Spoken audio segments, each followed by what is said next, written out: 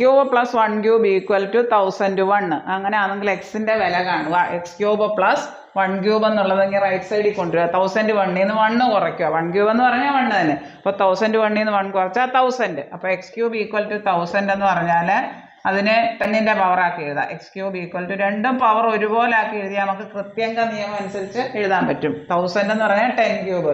ഇവിടെ x cube equal to 10 cube. ഇവിടെ powers രണ്ടും തുല്യമായതുകൊണ്ട് നമുക്ക് ബേസ് ഇക്വേറ്റ് ചെയ്യാം. എക്സിന്റെ വില 10 ആണ്.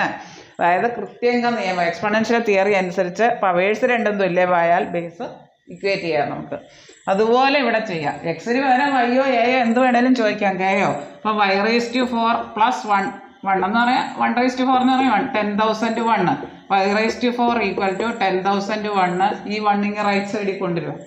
-1 അതായത് 10,000 വരും. y⁴ വില 10,000 എന്ന് പറയാൻ പവർ ഒരുപോലെ ആക്കണം. 10,000 നമുക്ക് 10⁴ ആക്കാം. ഇവിടെ 4 ആയതുകൊണ്ട് ഇവിടെയും പവർ ഒരുപോലെ ആയാൽ നമുക്ക് ബേസ് രണ്ട് ഇക്വേറ്റ് ചെയ്ത് എഴുതാം. എക്സ്പൊണൻഷ്യൽ തിയറി പവേഴ്സ് സെയിം ആയാൽ ബേസ് സെയിം ആണ്. എക്സ്പൊണൻഷ്യൽ തിയറി കൃത്യങ്ക നിയമം.